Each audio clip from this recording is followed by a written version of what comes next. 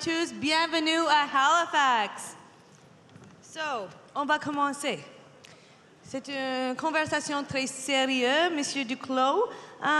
Qu'est-ce que notre gouvernement a fait pour soutenir la classe moyenne et ceux qui travaillent si fort pour s'y joindre? Merci, Bardish. Merci à tout le monde d'être ici aujourd'hui. Et je vais commencer par un autre merci pour vous dire à quel point on vous est extraordinairement reconnaissant de nous avoir montré la voie avant 2015 pour mettre en place depuis 2015 des mesures majeures qui ont transformé la façon dont le gouvernement canadien aide les familles de la classe moyenne. Vous avez un rôle et vous avez aussi, vous avez aussi la responsabilité et, je pense, le mérite d'avoir mis en place ces mesures au cours des 2 dernières années. Un, pour les aînés, dont l'augmentation du supplément de revenu garanti, qui profite à 900 000 familles, ménages vulnérables d'aînés. 2, une stratégie pour le logement qui va transformer la façon dont le gouvernement canadien va travailler avec les provinces et beaucoup d'autres partenaires au cours des 10 prochaines années. Et 3, ce que j'appelle l'innovation sociale la plus significative depuis une génération, l'allocation canadienne pour les enfants, qui profite à 3 millions de familles de la classe moyenne, qui change la vie de centaines de milliers de parents et d'enfants qui autrement vivraient dans la pauvreté. Il y a 3 semaines, je rencontrais une famille, une mère monoparentale avec 2 enfants qu'elle aime beaucoup. Elle travaille très fort pour gagner à peu près 30 000 $ par année. Bien, avec le 1 000 $ par mois, 1 000 $ par mois non imposables qu'elle reçoit avec l'allocation canadienne pour les enfants, elle est capable, c'est ce qu'elle me disait, d'envoyer l'été prochain son plus jeune dans un camp de vacances pour qu'il puisse lui aussi profiter d'une opportunité de se développer physiquement, intellectuellement et socialement. Et ça, à nouveau, c'est grâce au travail du Parti libéral, c'est grâce au travail de vous comme militants au cours des dernières années. Bravo! Exactly. I think about these programs and I think about my constituents in the riding of Waterloo, and I've spoken to so many families, and it's really made a difference between children having new clothes, new shoes to go to school with versus not. So the impact that it's made in families across the country has been tremendous. And that brings me to my second question.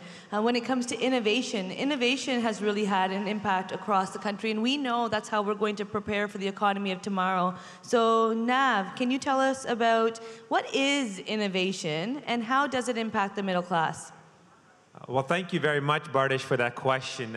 We have been talking about this for quite some time, and it's great to be here in Halifax, and it's great to see so many people come out.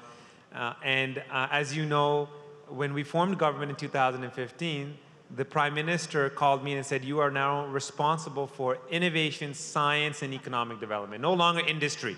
And that was really a reflection of our commitment to innovation. So the question is, as you mentioned, what is innovation? And you know, my parents, my father is here, and my mother, they just recently bought new iPhones, and they thought they were very innovative. They're like, cool, we got these new iPhones.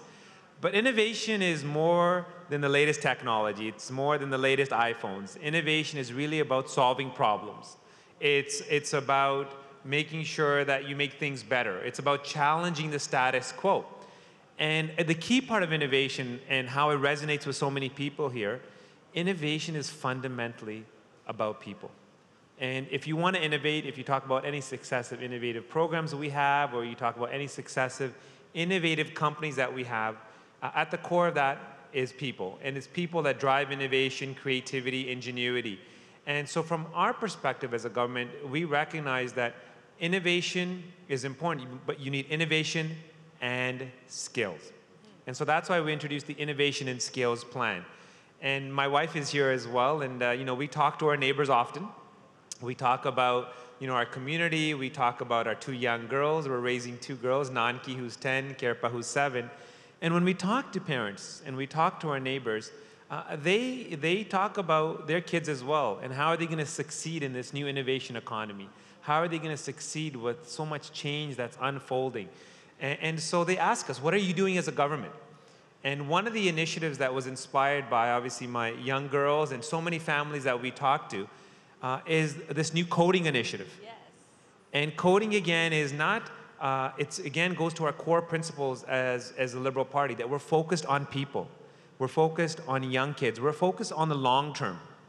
And so we introduced this coding initiative, very modest, $50 million program, but it will help 1 million kids learn how to code in the next 2 years. 1 million kids. And that will impact communities from across the country. And it's not about just coding, it's about young kids learning how to solve problems, working together, teamwork, developing those digital skills. And so for us as a government, innovation is fundamentally about investing in people, fundamentally about investing in education and training and retraining. And I think coding is a great example. Not only do we have short-term investments that we made, and I know Minister of Science is beside me and she'll speak to that momentarily, but we're making investments in the long term. And I think that's what innovation is. Innovation is fundamentally about people, and we as a government are focusing not only on people, but the next generation as well. Excellent. Thank you. Navdeep Bains, everyone. I have to say, when it comes to the coding program, what I've really admired about it is that we are starting with our kids even earlier. So many times we talk about our children, we say, oh, when they're in grade 8 or when they're in high school, when they're just getting ready to apply for post-secondary. But what this coding program is doing is it's starting with elementary school kids so that we can help lay the foundation in these children so that they have the skills that they need to succeed in the economy of today and tomorrow. So it's not about waiting, it's about, no, giving them the tools right away and making sure that every child, regardless of the family that you are born in, has that ability. And that leads me actually to my next question when it comes to women, especially in fields of science. And I know that we've been talking about STEM, we're talking about STEAM now to make sure the arts component is also there. My team was doing a little bit of digging and we realized that Kirsty Duncan is the member here that has served the most days in the House of Commons. She looks the youngest, but the most experienced, that's right. And you've done a fabulous job when it comes to promoting the science agenda. The government committed, under the leadership of Prime Minister Justin Trudeau, that we would go back to evidence-based decision-making to ensure that we were setting Canadians up for success regardless of the government of the day. So what's been the biggest difference for yourself being a member from the opposition benches, today a member of the government, with quite a tremendous investment in science? Thank you, Bardish. And a scientist, a woman in science before it was cool to do. Thank you, Bardish. And good morning, everyone. Bonjour. C'est un grand honneur d'être ici avec vous aujourd'hui. It is such a joy to be with my tremendous colleagues this morning, and of course with all of you. You really are our Liberal family, and I want to say thank you for the work you do in our communities, our countries, and it's your tireless efforts that really make a difference, and we thank you. You're here.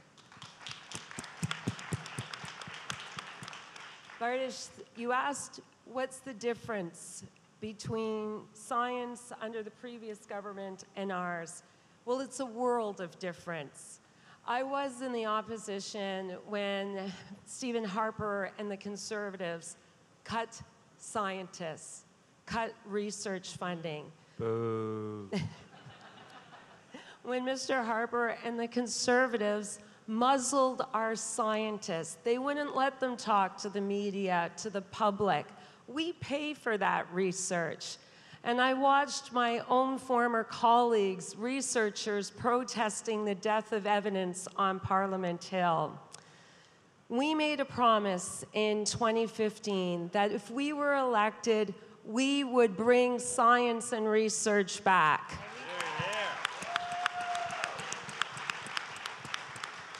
And we've done it since day one. On day one, thanks to NAV, we brought back the long-form census.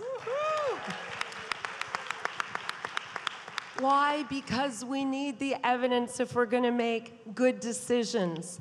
On day two, we unmuzzled our scientists. We've put in place a chief science advisor. This was a position the previous government canceled. And if you don't know about Dr. Mona Niemer, our chief science advisor, please find out. She's terrific. She's a heart researcher, known here in Canada and internationally. That's right.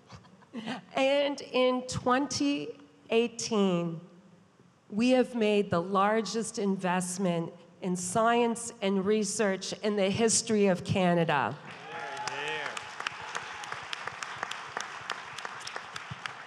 Why does this matter? Because it's research that's going to lead to better treatments, better cures. When I go to the doors, I ask how families are doing. And I hear grandma might have dementia or someone has diabetes. That's why we need research. It is research that will help find treatments. It'll lead to better technologies. It'll improve our environment. Ultimately, research benefits Canadians. And I really want to thank our Finance Minister, Bill Morneau, for seeing the importance of science and research. And as the last comment, the difference between opposition, we would fight hard against these changes. In government, we are fixing science. Here. And it really does speak to your leadership and your persistence to make sure that that has happened. I'll tell you that we're really taking a whole of government approach where all members are working closely together.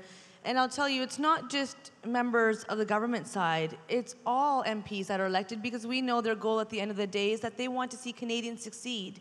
And so I know something that we've been focusing on is ensuring that it's not just about urban centers, but it's also about rural and remote areas. And so I know that the impacts and the investments we've been making really do benefit all communities. And so I'm going to go to Kim real quick. And I know your portfolio is an extensive one. I know that you're on your feet a lot in the House of Commons, and you do a fabulous job. Kim is a member of the team that has been a part of this party for a long time. Her and I have a huge history. Never thought we'd come to the day of being elected together and sitting in those benches together, but I'll tell you, it feels good. But it's because of all of your hard work that has made it possible. So I do encourage you to vote when it comes to the policies and so forth, so we're preparing for the next campaign as well. But I want to come back to rural communities. And really, if Kim, you could share, how is the government's plan, and especially the investments in innovation, helping rural communities especially? Thank you, Bardish, and bonjour à tous. What a great day to be a Liberal. I have to tell you,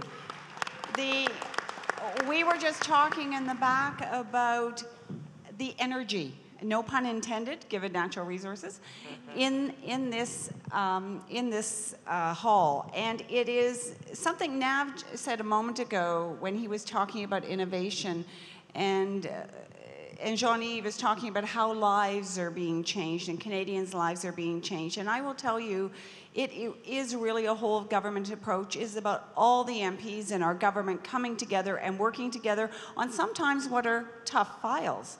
But we support each other. So thank you to all of you who are supporting all of the MPs in your riding to support all the work that we're doing as government. I do come from a rural riding, and the innovation and the opportunity that we are being provided through this government to reach the potential. We are opening something in my community called Venture 13 next month, and it's a maker lab, and it's about innovation. It's about rural communities coming together. I go around as an MP and give out money to various projects that are sponsored by different departments in the government, a lot by Nav. And I see innovation in my riding. We have a company that has built the world's largest airport snowplow. It's in a town of less than 5,000 people. So,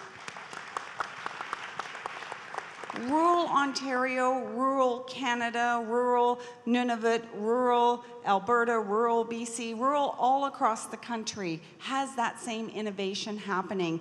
In our neck of the woods in Eastern Ontario, we're calling it the Rural Renaissance.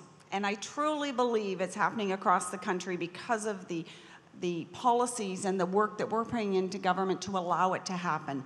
And I'm seeing it as I travel across the country as the parliamentary secretary to natural resources. I was just in Nunavut last week and talking to Natasha, who's working in a mine in Nunavut. She started as a dishwasher.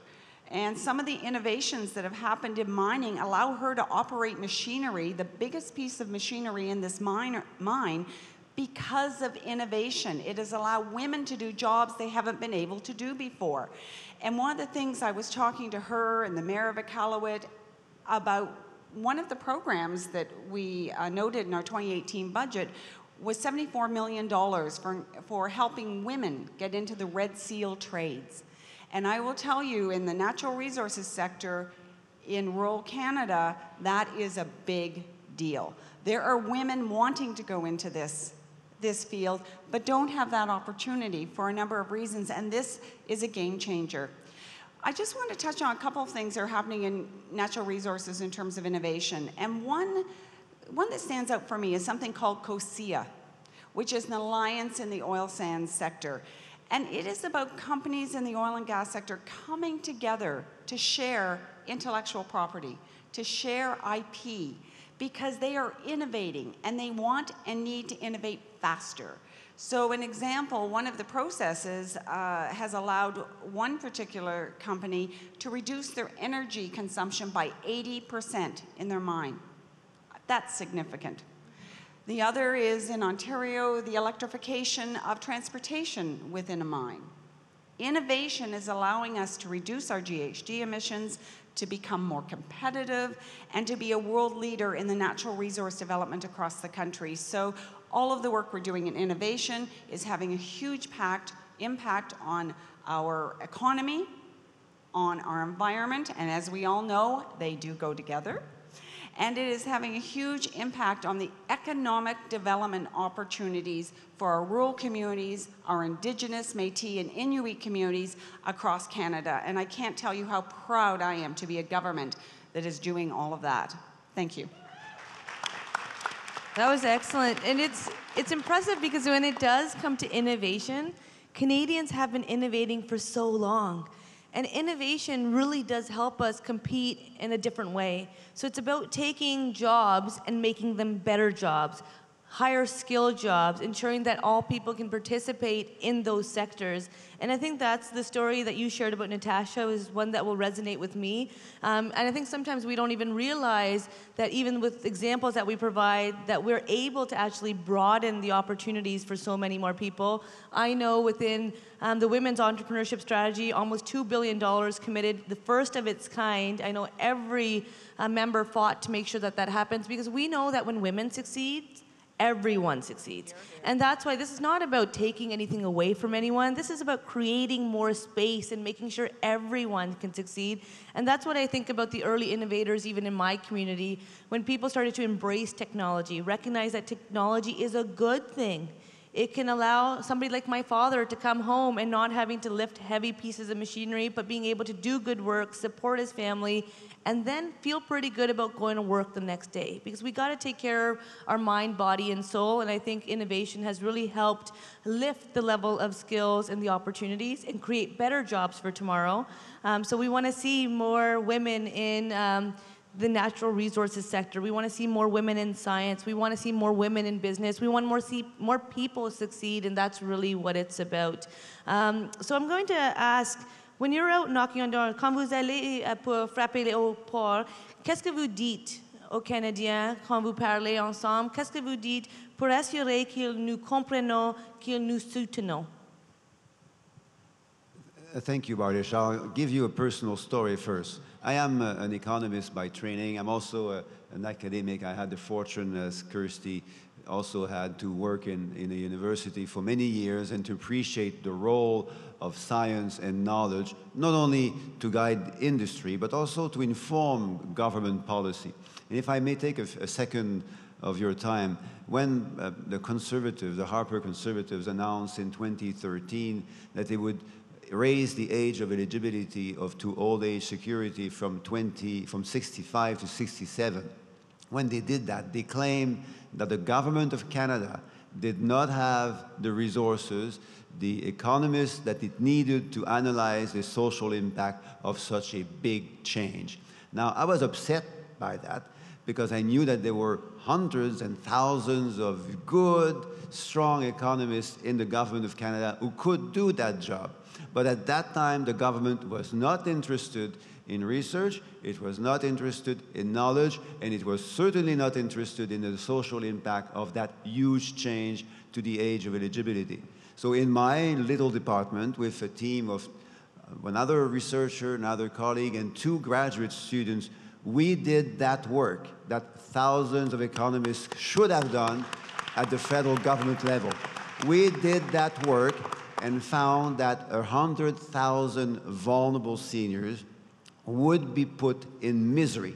They would find themselves in severe poverty because of that change. And I felt completely irritated by the fact that the federal government wasn't interested and wasn't concerned by that. Et ça m'amène à l'histoire. J'ai rencontré dans les derniers mois plusieurs aînés qui ont parfois 55, 60, 62 ans, qui vivent dans des conditions de santé précaires, qui vivent dans une famille qui est fragile, dont le conjoint parfois vit des moments difficiles, qui ne peuvent pas garder leurs emplois parce que leurs emplois disparaissent et qui n'ont pas la capacité physique ou intellectuelle d'acquérir de nouvelles compétences ou de se trouver un nouvel emploi à 63 et 64 ans.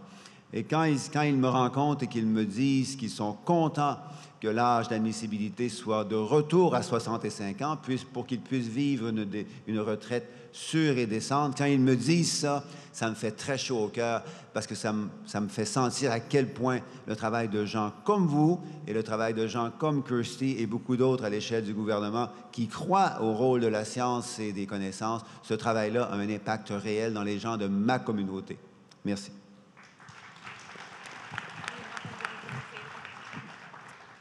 Bardish, thank you. And Jean-Yves, can I just say thank you for that important work, and it's because of your work. That's what I go and I tell the people what I share with the people in my community. When I knock on doors, I have the privilege of serving one of the most diverse ridings in the country. And I want to give a shout out to two of our young Liberals who are here from Etobicoke North, Barath and Rithik. Yes. But when I knock on doors, I election in 6 or 7 languages, none of which are my own.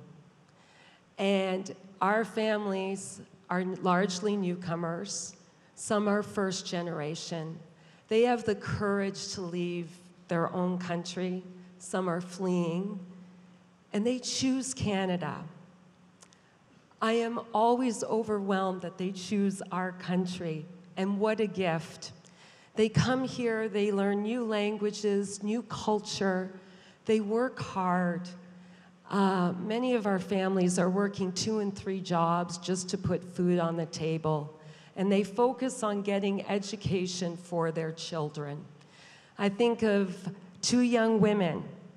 They're identical twins. They are the daughters of immigrants. One's doing her medical degree and a PhD at the same time in concussion research, and her identical twin sister is doing a PhD in concussion research. What a gift to Canada.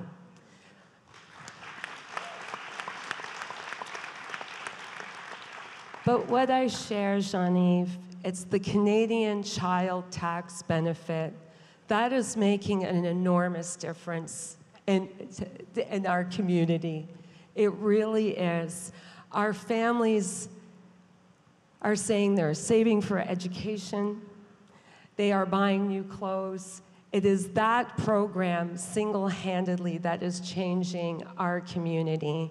And I cannot say thank you enough for the work you've done.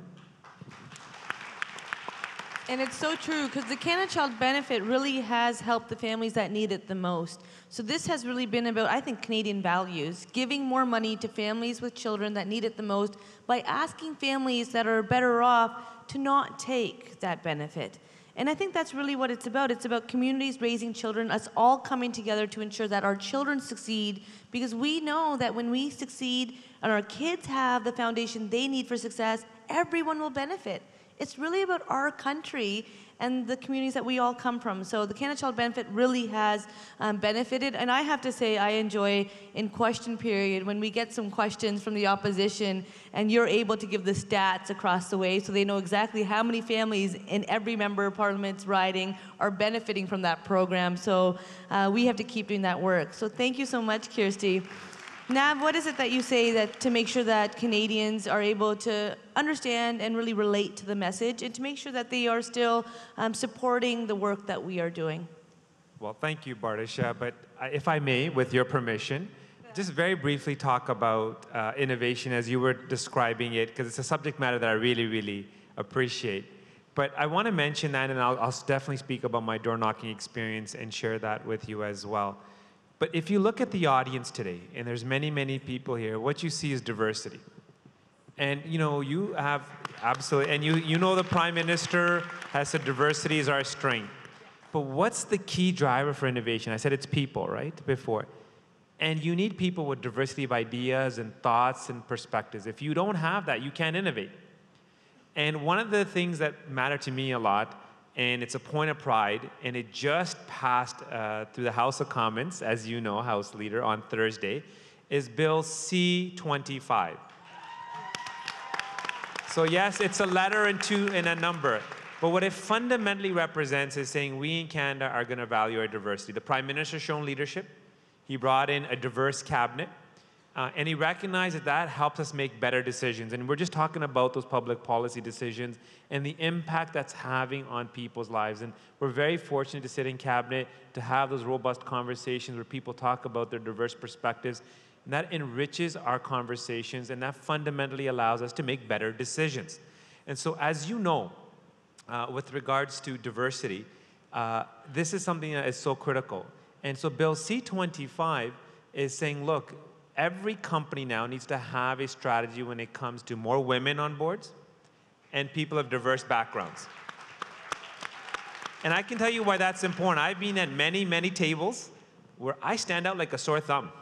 Now, I'm not talking about my shoes, but I genuinely am the only person that is either a visible minority, and there's usually no women.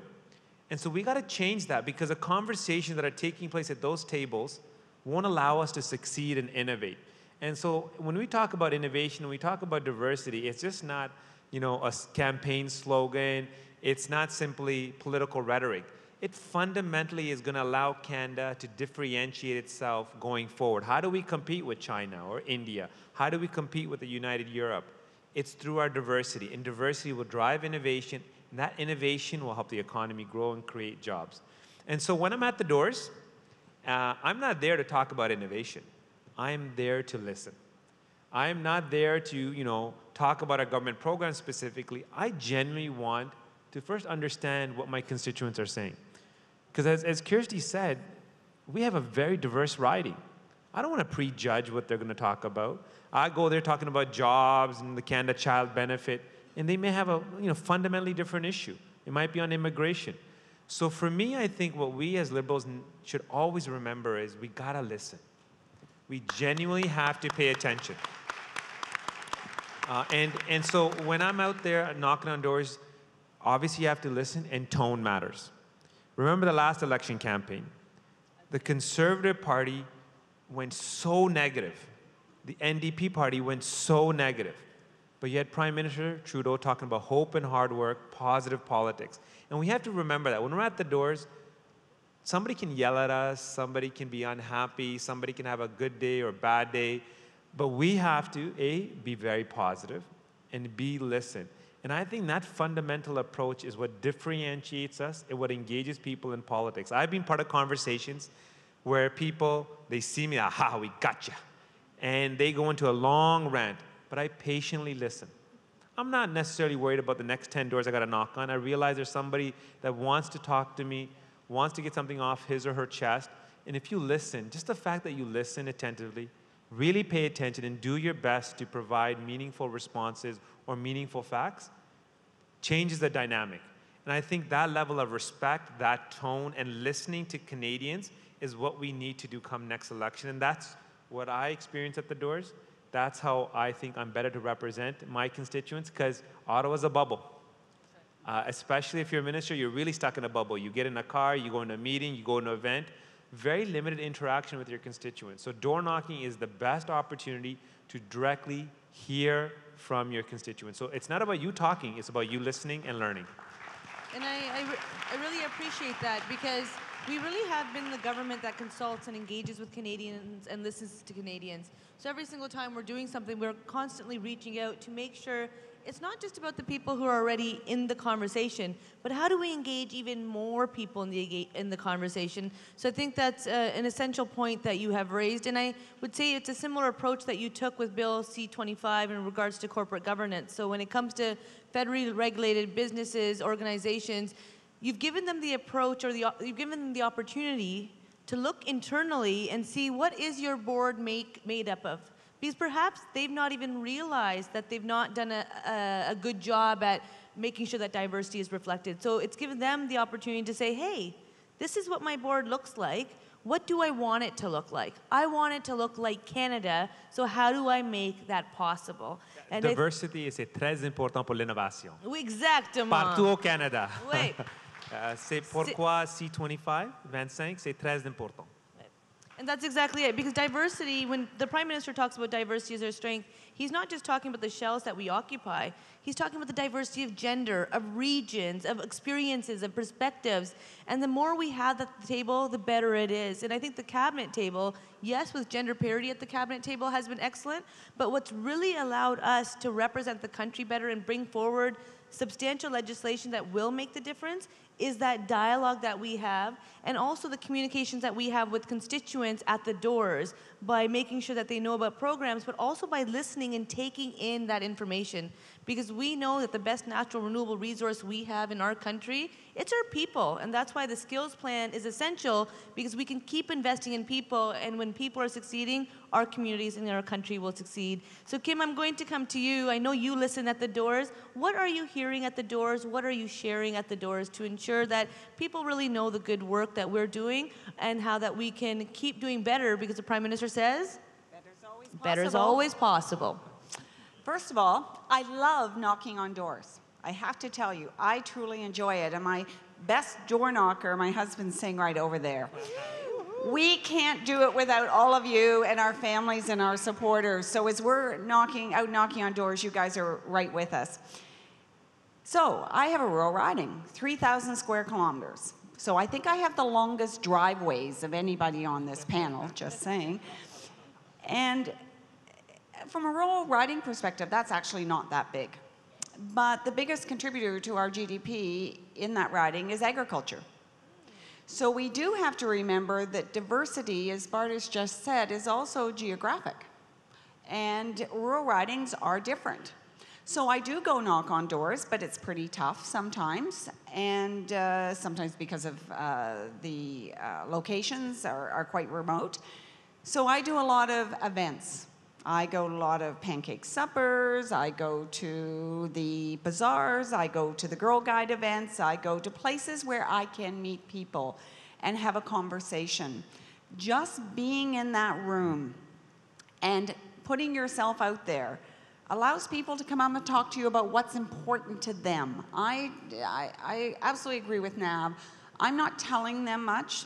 The Canada Child Benefit, $6 million a month, has been a huge game changer. I've had people come into my constituency office in tears telling us that it allowed them and their 2 children to move in a better place to live, that they are secure in where they live now. So it has been a game changer, no question. Those are very emotional moments for us as MPs, when people come to us and tell us what it is we've done that has changed their lives. And the guaranteed income supplement increase for single seniors, we have one of the largest senior populations in Ontario in my riding. It has been another significant program. But I hear from my farmers, and talk about innovation in the agriculture sector. I will tell you, I was at the Northumberland Federation of Agriculture breakfast meeting, because they all like to meet at 7 a.m. in the middle of nowhere. And they were saying where the percentage of crops that they're able to now get from 1 acre, 1 hectare of land, is about 10 times what they were getting a few years ago. And they're using less fertilizer, less water, and it is all about innovation. They also talked to me about supply management. Supply management is very important to our supply managed sector in this country, and the support that the Prime Minister and Minister Macaulay have clearly said is important to us as a government, and that we are going to keep supply management. So at the door, I hear a variety of things from Canada Child Benefit, the senior benefit, the working, what do we call it now? The working Whitby, but we've changed it a bit. We have a lot of acronyms in this world, so it's hard to keep track sometimes. But people who are making a living at minimum wage, who are contributing to our communities, that we're providing relief to them so that they can then have a better life. Those are important things, and they're people in the former government that were completely ignored because they weren't important to them, but they're very important to us. So as I go and knock on doors, I listen to what's important to people. I make extreme efforts with my team to go out into places where I get to connect with people that I wouldn't be able to go up their 5-kilometer-long driveway and get to knock on every door. It's unique. The diversity is in how we connect with people, and in rural ridings, it's different, no less important, and no less fulsome. It is a key element of what we are doing as a government to make sure that we continue to connect. Thank you. And it's so true. And we're talking about better lives for people, which really is about strengthening the middle class and those working hard to join it, making sure people have opportunities, making sure that government can work for Canadians. And that's what I think our programs and services have really been about. I know when I'm out knocking on doors and talking to Canadians and the stakeholders that I represent, it's been interesting because we had quite a challenging conversation with the small business tax reforms, the tax reforms. And what was clear was that Canadians weren't used to having a government that was going to consult with them and engage with them before making a decision, because we wanted to ensure we were making a good decision for them. And because the people that were having those good conversations, providing nuggets of information to make sure that the government was aware of all circumstances, we were able to commit to lowering the small business tax rate to 9% by January 2019, which is so exciting. We were able to make sure that we weren't having unintended consequences when it came to the transfer of the farm or a business. So we were looking at those intergenerational transfers because we want to keep the family business within the family. We think that's a good thing. We know that small business is the backbone of the Canadian economy, and we know that the supply chain of big business is small business. And that's where I think it's pretty impressive that Nav's gone through this whole panel and never once mentioned his favorite word. What's your favorite word? Supercluster? You want to talk about that real quick? I'll be very quick because the word itself obviously is lots of fun to describe. You might get Nav a cape, But we're not as sure. we say, Supercluster Initiative that I was mentioning here before, the premiers from Atlantic Canada talked about it as well. And really, it's a made in Canada, Silicon Valley, that's going to create tens of thousands of jobs. And you know, Atlantic Canada stepped up in a big way and created this ocean supercluster. But what does that fundamentally mean? It fundamentally means more jobs. It fundamentally means that kids that graduate here from school will have good quality jobs. So innovation is leading to economic opportunities. And remember, the number one issue raised by the premiers was population. So if you want to attract people from outside of Canada to come to Atlantic Canada, they need to see economic opportunities for themselves and their kids as well. So the Ocean Supercluster is a great way to diversify the economy, to help small businesses, as you mentioned, to strengthen and integrate the supply chains, to utilize the ocean. But fundamentally, it's a great opportunity to also increase the population in this region as well. And as the Minister for COA, and by the way, it's a huge, huge honor to represent Atlantic Canada with outstanding ministers from Atlantic Canada and work with the premiers. We are really focused on two key things when it comes to the local economy here. And this is what superclusters reflect. One is to diversify the economy, and secondly is to create jobs so we can, again, help attract newcomers and help local talent stay here and really have the opportunity to pursue their potential and pursue the opportunities that they studied for right here in Atlantic Canada. Brilliant. And I think what's been neat, yes. If I can just follow up on what Nav said, one of the things that I think that came out of the whole supercluster exercise, I'm taking Bardish off her timing, is that in the natural resources particularly, there were a lot of applications in that supercluster, Absolutely. Not all successful. But as I meet with natural resource industry across the country, whether it's forestry or mining or oil and gas or nuclear, those that didn't make the cut, if you will, found out they had synergy between themselves that they never would have come to had that program not been initiated. So a lot of the work is being done anyways because they found an important piece of work can be done together. But had it not been for that application process, they would never have found each other and moved forward doing it anyways. So thank you, Nav, for that. No problem. Just very quick. It's really about the culture.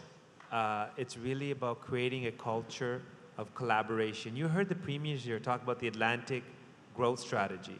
They had a former Prime Minister, Harper, as Wade, exactly, said that they had the furniture up against the door.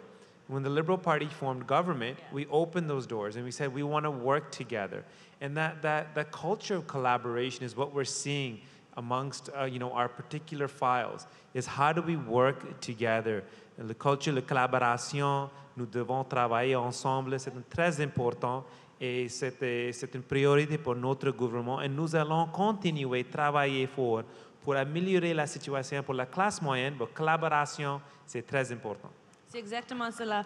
And that's really what it's about. It's really about making sure that we're all working together. So whether it's rural, remote, urban centers, whether it is academia, post-secondary institutions, regardless of the post-secondary universities, colleges, polytechnics alike, regardless of the region that you're coming from, how do we bring small business and big business and academia and private sector, yada, yada, yada, all together so that we succeed together. Because Canada's at its best when we work together. And I'll say that the Prime Minister, when he ran on making sure that the team worked together, that's what he's continued fighting for. I thank every single one of you out there for the work that you do. I know I speak for all of us when I say we could not be here without you, so please keep doing the great work that you're doing. Thank you so much for being here, and we will keep working with you and for you.